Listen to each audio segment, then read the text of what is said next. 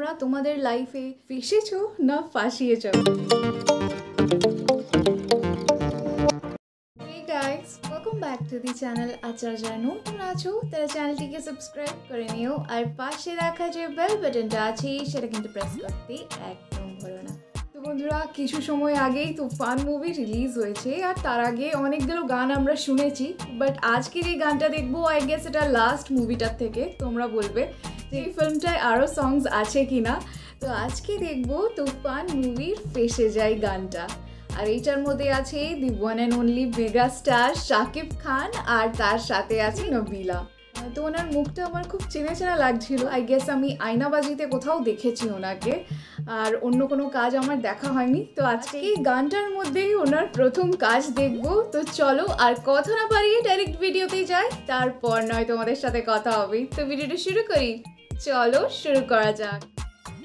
So let's start.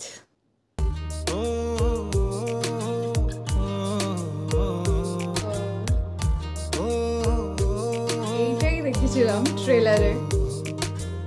আমার কল্পনায় জল ছায়ার ডুবুখায়, পিছে ফিরে দেখো না হাঁটছি গুটি শুটি পায়।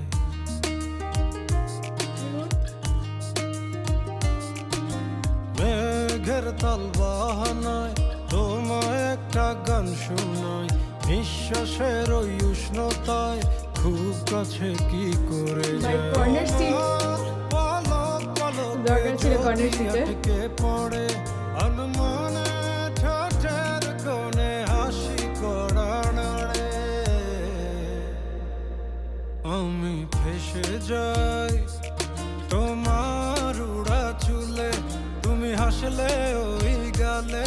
আমি ফেসে যাই, ও আমি ফেসে যাই তোমার চোখের জলে, ছুঁয়ে পড়া কাজলে। আমি ফেসে যাই। ও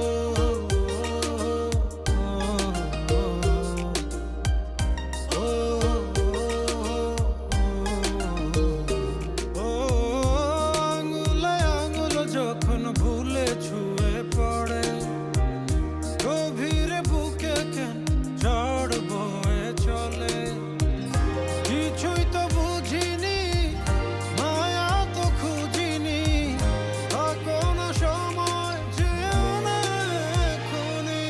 তোমার পলক পলকে যদি আটকে পড়ে অনুমানে ঠোঁটের কোণে হাসি করা নাড়ে। আমি ফেসে যাই তোমার চোখের জলে, সত্যি শাহরুখ খান খুব কিউট লাগছে। আমি ফেসে যাই।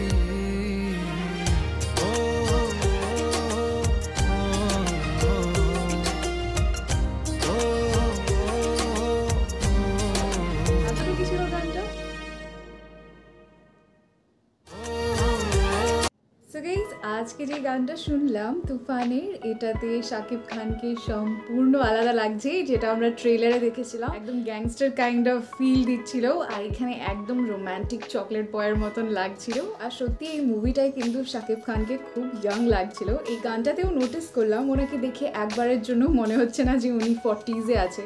আই ডোন্ট নো ওনার এজ কত, বাট দেখে মনে হচ্ছে 27-28 বছরের কোনো ছেলে।